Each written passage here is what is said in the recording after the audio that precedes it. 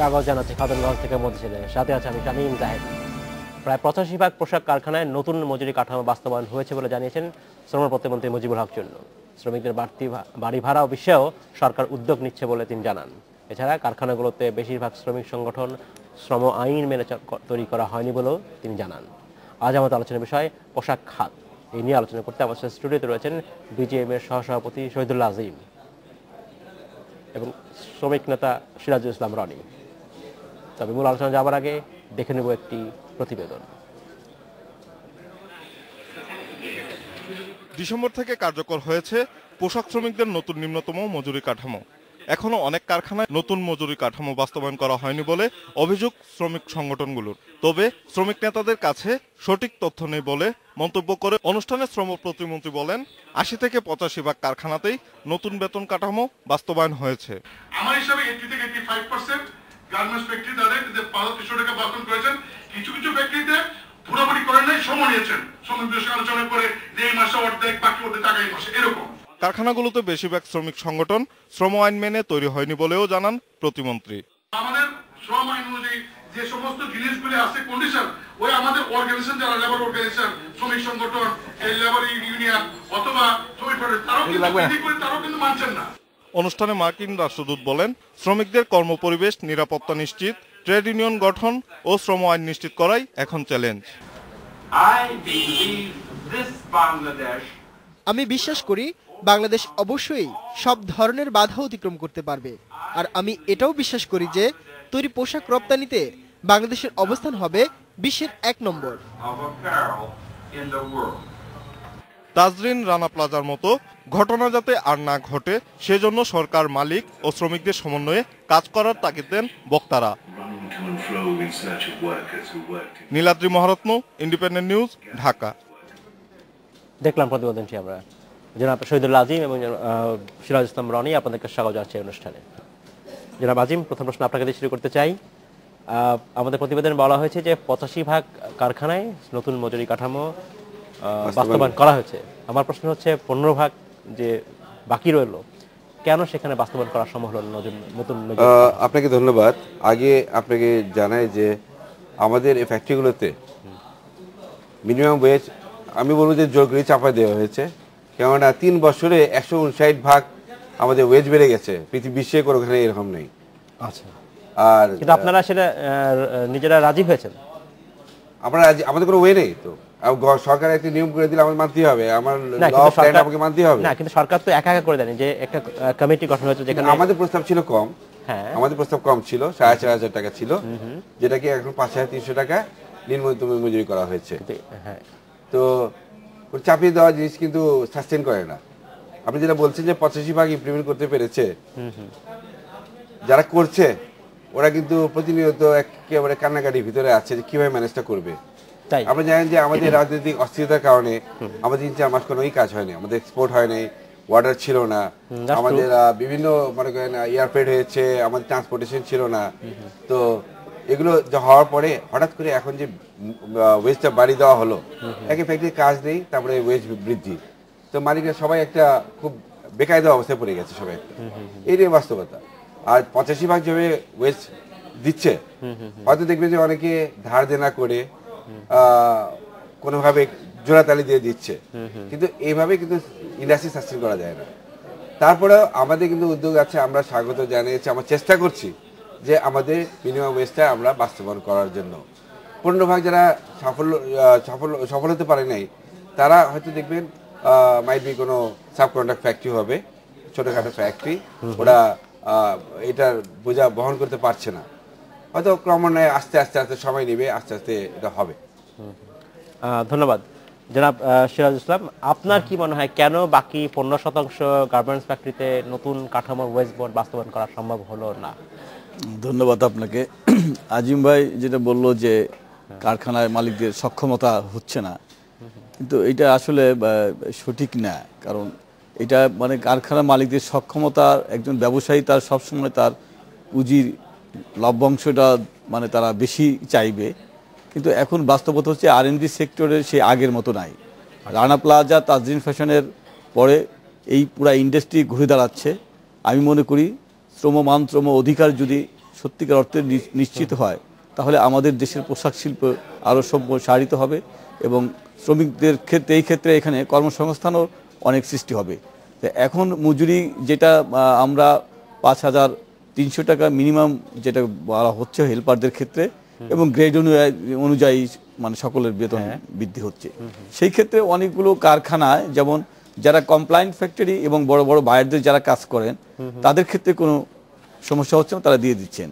আর এখানে যারা আমরা ইতিমধ্যে যে সমস্ত কারখানা আমরা লক্ষ্য করেছি এবং বিভিন্ন শ্রমিকরা আমাদের কাছে আসছে এবং মালিকদের সাথে আমরা কথা বলেছি, সেখানে যাদের সেই সব মালিকরা তারা বলছে যে তাদের ডাইরেক্ট অর্ডার না থাকার কারণে এবং সাবকন্ট্রাক্টে যারা কাজ করেন তাদের ক্ষেত্রে একটু জটিলতা হচ্ছে, কিন্তু ঢালাওভাবে যে সকল মালিক দিতে পারছে না এটা সঠিক আমাদের বলছে, আমাদের প্রতিবেদনে বলছে 85% গার্মেন্টস 85% মানে এটা না, আমার মনে হয় যে আরো বেশি হবে। কারণ মানে কত এখানে 70% কারখানায় মোটামুটি আপনার মতে, আমার মতে 70% কারখানায়, এখন 30% কারখানা মানে সঠিকভাবে দিচ্ছে না আর কি, দিচ্ছে কিন্তু গ্রেড অনুযায়ী তারতম্য আছে এবং সঠিকভাবে গ্রেড নির্ধারণ করা হচ্ছে না। আচ্ছা, সেক্ষেত্রে অনেক ধরনের মানে একটু কারচুপি রয়ে গেছে, যেটা এটাকে মনিটরিং করতে হবে এবং গভর্নমেন্টকে এবং বিজিএমইকে আমি আগেও বলছি এখন বলছি যে মনিটরিং করে এই বেতন কাঠামোটা সঠিকভাবে তারা যাতে পায় সে ব্যাপারে প্রয়োজনীয় ব্যবস্থা গ্রহণ করতে হবে। আচ্ছা, ধন্যবাদ। আমি আপনার কাছে আসবো। জনাব আজিম, আপনার কি মনে হয় যেটা জনাব ইসলাম বলছিলেন যে একটা মনিটরিং থাকা উচিত, যেখানে সবাই ঠিকমতো ওয়েজ ইমপ্লিমেন্ট হচ্ছে কিনা পাচ্ছে কিনা, এই বিষয়ে এই ধরনের কোনো মনিটরিং সিস্টেম আছে আমাদের এখন? মনিটরিং সিস্টেম অবশ্যই আছে, কেননা আমার যেটা বললো যে সরকার থেকে বললো আমাদের হিসাব মতো 85% ফ্যাক্টরি অলরেডি দিয়েছে। আর আমরা একটা ব্যাপার হলো কি, এই যে ওয়েজ বাড়ানোর পরে শ্রমিকরা কিন্তু পুরোপুরি ব্যাপারটা বুঝতে পারছে। কিরকম বুঝতে পারছে? যে আমাদের 3-4 মাস আমাদের কাজ ছিল না, এক্সপোর্ট ছিল না, ফ্যাক্টরি কাজ নেই, বন্ধ, খুবই স্বাভাবিক, কোনো জোড়াতালিতে চালাচ্ছে। এই ব্যাপারে কিন্তু শ্রমিকদের কোনো মাথা ব্যথা নেই, কিংবা শ্রমিকদের সঙ্গে মালিকদের একটা বোঝাপড়ার মধ্যে আছে যে শ্রমিক বুঝছে যে স্যার ঠিক আছে, আপনারা আস্তে আস্তে আস্তে আস্তে আমাদের এটা করে দিন। ওরা বাস্তবতা বুঝতে, ওরা ফ্লোরে থাকে, ওরা বুঝতে পারে। কিন্তু রনি সাহেবের মতো যারা শ্রমিক নেতা যারা আছেন, ওনারা তো আর ফ্লোরে থাকেন না, ওনারা বাস্তবতা বুঝেন না। ওনারা বাইরে থেকে হয়তো দেখেন যে সবই রঙিন দেখেন, কিন্তু বাস্তবিক ক্ষেত্রে তা না। জনাব রনি, এই বিষয়ে আমি আগেও আপনার সাথে কথা বলেছে, যেখানে যেটা হয় যে এই যে বাস্তবতার কথা যেটা বলছেন জনাব আজিম, আপনারা জানেন না, এটার কি কারণ এরকম যে এখনো আমাদের শ্রমিক পোশাক কারখানাগুলোতে শ্রমিকদের সংগঠন বা সেই পোশাক শ্রমিকদের সংগঠন সেটা আসলে গড়ে ওঠেনি, ফ্রিডম অফ এক্সপ্রেশনের যে ধারা সেটা হয়তো এখন হয়েছে কার্যকর। এই কারণটা আমাকে বলবে যে এখন অবস্থাটা কোথায় আসলে আমরা আছি? ধন্যবাদ, এটা গুরুত্বপূর্ণ প্রশ্ন। কারণ শ্রমিকদের এই সংঘ করার অর্থাৎ শ্রমিক সংগঠন করা অর্থাৎ ট্রেড ইউনিয়ন যেটাকে আমরা বলে থাকি, এবং এই ট্রেড ইউনিয়ন শব্দটা আমার মালিক ভাইরা শুনলেই তারা আতঙ্কিত হয়। আসলে এই আরএমজি সেক্টরে আমার মনে হয় না সেই পূর্বের ট্রেড ইউনিয়নের অবস্থান নাই। এখন বিশ্বায়নের যুগ, মানুষের মন ধ্যান ধারণা এবং সকলই পরিবর্তন হয়েছে। আপনারা সুষ্ঠুভাবে ট্রেড ইউনিয়ন কার্যক্রমকে যদি আপনারা পরিচালনা করতে দেন, আমার মনে হয় যে এই বাংলাদেশের আরএমজি সেক্টরের শ্রমিক কর্মচারীরা তারা ট্রেড ইউনিয়ন গঠন করে একটি ভালো একটা দৃষ্টি স্থাপন করবে। সত্য যে ট্রেড ইউনিয়নের বিষয়ে আমাদের দেশে শিল্প মালিকদের যে একটা নেতিবাচক ধারণা রয়েছে, এটা যথেষ্ট যুক্তিসঙ্গত কারণ রয়েছে। আমরা দেখেছি বিভিন্ন সময় সরকারি যেসব প্রতিষ্ঠান ছিল সেখানে ট্রেড ইউনিয়ন যেখানে হতো, সেখানে আমরা দেখতাম যারা শ্রমিক নেতা তারা কাজ করতেন না, এবং বিভিন্ন সময় সংঘাত হানাহানিতে জড়িত থাকতো, তারা দলীয় রাজনীতির সাথে বেশি সম্পৃক্ত থাকতো যতটা শ্রমিকদের অধিকারের কাজ করতো। এই বিষয়ে এই নেতিবাচক মনোভাব দূর করার দায়িত্ব কার আসলে? এটা অবশ্যই মানে ট্রেড ইউনিয়ন নেতৃবৃন্দের এবং যারা শ্রমিক সংগঠন করেন অবশ্যই তাদের দায় বর্তায়। কারণ অতীতে যেটা দেখা গেছে সেখান থেকে আমরা শিক্ষা গ্রহণ করেছি। আমার মনে হয় এই পর্যন্ত 100 কারখানায় প্রায় ট্রেড ইউনিয়ন গঠন হয়েছে, একটি কারখানা বন্ধ হয়ে যায় নাই।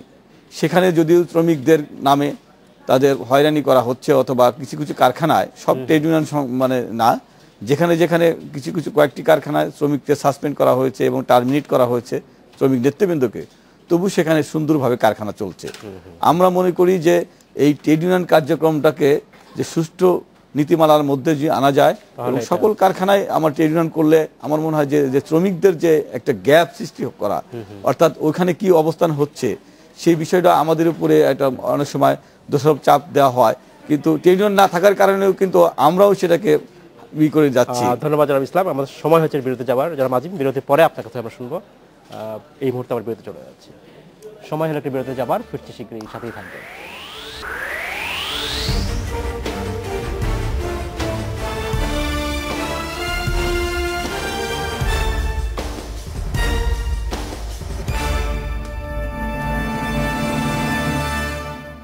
স্বাগত আরেকবার খাতুনগঞ্জ থেকে বলছি। আজ আমরা কথা বলছি পোশাক শ্রমিকদের অবস্থা নিয়ে। এই নিয়ে আলোচনা করতে আমার সাথে স্টুডিওতে রয়েছেন বিজিএম এর সহসভাপতি শহীদুল্লাহ আজিম এবং শ্রমিক নেতা সিরাজুল ইসলাম। জনাব সিরাজুল ইসলাম এবং জনাব শহীদুল্লাহ আজিম, আপনাদের কাছে স্বাগত জানাচ্ছি আরেকবার। জনাব আজিম, আমরা বিরতিতে যাবার আগে কথা বলছিলাম যেখানে বলা হচ্ছিল ট্রেড ইউনিয়নের অধিকার নিয়ে, যেখানে জনাব ইসলাম বলছিলেন যে শ্রমিকদের অধিকার নিশ্চিত করা উচিত, যদিও যে পূর্বের যে আগের যে অভিজ্ঞতা সেটা খারাপ এবং ওনারা মনে করেন যে সেই সুযোগটা আসলে থাকা উচিত। আমরাও মনে করি এবং একই সাথে এটাও সত্য যে যদি শ্রমিক অধিকার নিশ্চিত না হয় তাহলে কোনোভাবেই অন্তত আন্তর্জাতিক বাজারে আমাদের প্রতিযোগিতা যেটা সম্মুখীন হচ্ছে সেখানে টিকে থাকতে পারবো না। আপনার কি মনে হয় যে কেন আমরা এই শ্রমিকদের সংগঠন বা ট্রেড ইউনিয়ন করার ক্ষেত্রে এখনও কিন্তু আমরা জিএসপি পুনরুদ্ধারের যেসব ক্রাইটেরিয়া আছে সেই জায়গা এখানে আমরা এখনো পিছিয়ে রয়েছি, কেন দেরি হচ্ছে আমাদের? জাহিদ ভাই, আপনাকে ধন্যবাদ। ট্রেড ইউনিয়নের ব্যাপারে আমাদের কোনো আপত্তি নেই, আমরা কিন্তু ট্রেড ইউনিয়নকে স্বাগত জানিয়েছি। আমরা চাচ্ছি আমি ইন্টারাপ্ট করি, হিউম্যান রাইটস ওয়াচ বলে আন্তর্জাতিক একটা মানবাধিকার সংগঠন, তারা কিছুদিন আগে বিবৃতি দিয়েছে, গত সপ্তাহে দিয়েছে, বলছে যে শ্রমিকদের অনেক কারখানা মালিক তারা শ্রমিকদের হয়রানি করছেন, ভয় দেখাচ্ছে। আমি এখানে বলতে চাই ট্রেড ইউনিয়নের ব্যাপারে আমাদের পক্ষ থেকে কোনো আপত্তি নেই, কিন্তু আমরা চাবো কোনটা গঠনমূলক ট্রেড ইউনিয়ন, সেটা আমরা সবাই চাই। যেটা ট্রেড ইউনিয়ন আগে আমাদের তিক্ত অভিজ্ঞতা আছে, যেটাকে আপনি উড়িয়ে দিতে পারেন না, যে আমাদের পাট শিল্পটা ট্রেড ইউনিয়ন করে কিন্তু ধ্বংস হয়ে গেছে।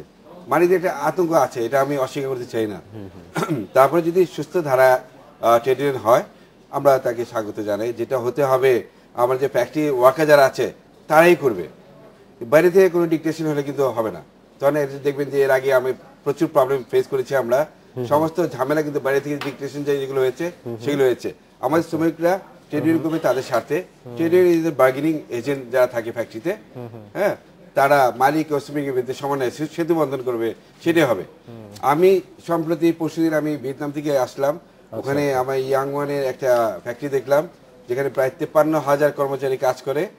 সেখানে ট্রেড ইউনিয়নের যে লিডার আছে আমার মনে হলো she is the part of the company, part of the administration. আচ্ছা, হ্যাঁ, ওনার দৃষ্টিভঙ্গিটাই সেরকম, এই কোম্পানির লস এলে আমরা লসে পড়ে যাব।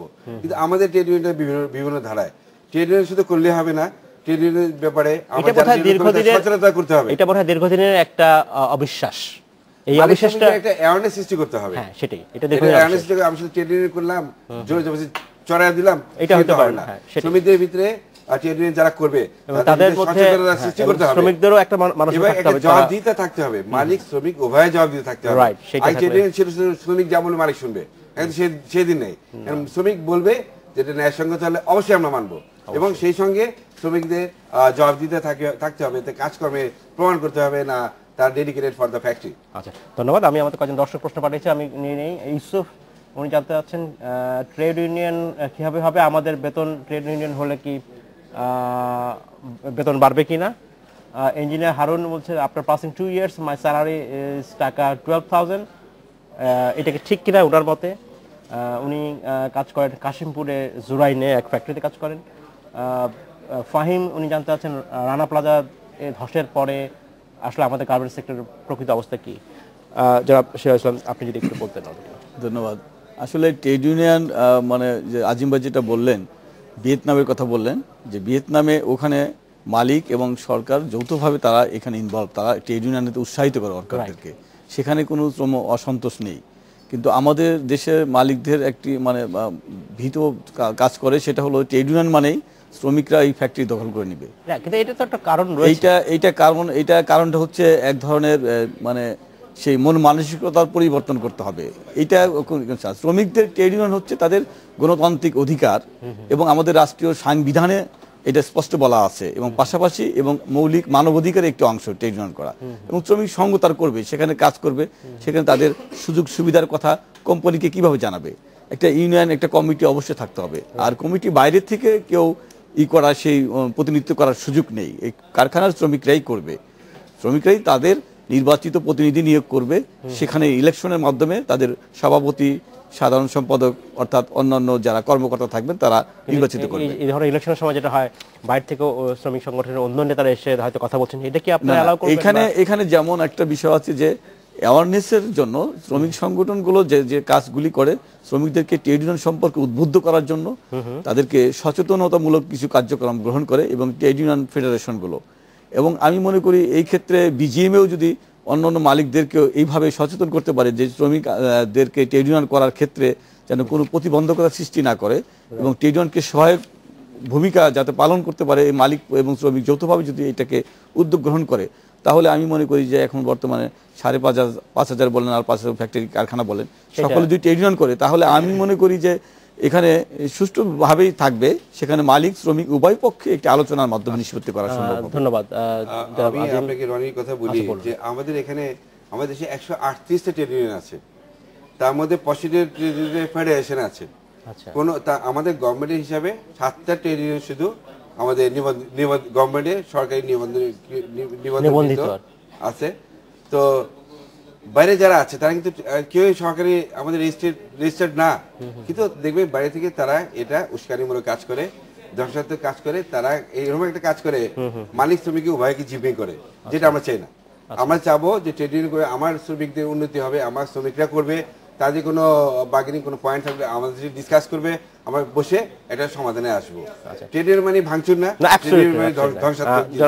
আমি আপনার আরেকটা দৃষ্টি আকর্ষণ করতে চাচ্ছি, সেটা হচ্ছে যে সাম্প্রতিক সময় যেটা বলা হচ্ছে বিভিন্ন ফ্যাক্টরিতে প্রায় 200 জন পরিদর্শক নিয়োগের কথা বলা হয়েছে এবং সরকার বলেছেন যে মার্চ মাসের মধ্যে করতে বলা হয়েছে, আমরা জানতে পেরেছি। এই বিষয়ে সরকারের উচ্চ মহল থেকে আপনাদের সাথে এখনো কোনো যোগাযোগ? হ্যাঁ, এটা আমাদের সঙ্গে আলাপ হয়েছে। ইতিমধ্যে সরকার 50% মতো নিয়ে নিয়েছে এবং ওনারা মার্চের ভিতরে বাদবাকি নিয়ে নেবে। কনফার্ম 200 মনিটরে ওরা নিয়োগ করবে এবং এর ফলে এটা আমাদের জিএসপি একটা অন্যতম শর্ত, জিএসপি ফিরে পেতে হলে আমরা অলরেডি ফুলফিল হচ্ছে। আচ্ছা, ধন্যবাদ জনাব সিরাজুল ইসলাম। আপনার কাছে একটা প্রশ্ন ছিল আমার, যে প্রোডাক্টিভিটি আমরা প্রায় বলে থাকি যে আমাদের দেশের প্রোডাক্টিভিটি খুবই কম। আমাদের বলা হয়ে থাকে যে আমাদের দেশের শ্রমিকদের, গার্মেন্টস শ্রমিকদের প্রোডাক্টিভিটি 70% যেটা ভিয়েতনাম বা কম্বোডিয়াতে বোধহয় 95%। এই প্রোডাক্টিভিটি বাড়াতে হলে আমাদের কি করা উচিত? সেখানে একটি বিষয় হচ্ছে যে আমি বলি শ্রমিক সংক্রান্ত শ্রমিকদের জীবন মান উন্নয়নের ক্ষেত্রে যে সমস্ত বিষয়গুলো রয়েছে, সেখানে যদি সরকার ইতিমধ্যেই বিভিন্ন কমিটি করছেন এবং অন্যান্য পদক্ষেপ গ্রহণ করছেন, ফ্যাক্টরি চিফ ইন্সপেক্টর নিয়োগ দিচ্ছেন এবং ট্রেড ইউনিয়নের ক্ষেত্রে যাতে বাধা প্রয়োগ করতে না হয় সেই বিষয়েও মানে সরকার উদ্যোগ দিচ্ছে এবং কাজের ক্ষেত্রে যখন একজন শ্রমিকের যখন তাদের মন মানসিকতা এবং মেন্টালিটি যখন তাদের পরিবর্তন আসবে এবং তাদের আজকে যদি মজুরির ক্ষেত্রে এবং সকল ক্ষেত্রে যদি তাদেরকে সেভাবে সুযোগ সুবিধা হয়, তাহলে ভিয়েতনামের মতো বাংলাদেশেও বরঞ্চ এর চেয়ে প্রোডাক্টিভিটি আরো বৃদ্ধি হবে আমি মনে করি। ধন্যবাদ। আরেকটা বিষয় আমি আপনাকে জানিয়ে দিচ্ছি যে সেটা হলো যে সরকার ইতিমধ্যে যে বাড়ি ভাড়া বৃদ্ধি সহ বিভিন্ন বিষয়ে যে মানে শ্রমিকদের যদি এই ধরনের সহায়তা প্রদান করেন, রেশনিং ব্যবস্থা, তাহলে বাংলাদেশের পোশাক শিল্পের শ্রমিকরা সবচেয়ে বেশি লাভবান হবে। 2 সেকেন্ড 30 সেকেন্ড সময় দেন, আমি আপনাকে বলি যে কম্পারিজনটা আমি যেটা বলে, আমাদের পার ক্যাপিটাল ইনকাম হলো $840, আমাদের $69, ইন্ডিয়ার পার ক্যাপিটাল ইনকাম $440, ওরা দিচ্ছে $71।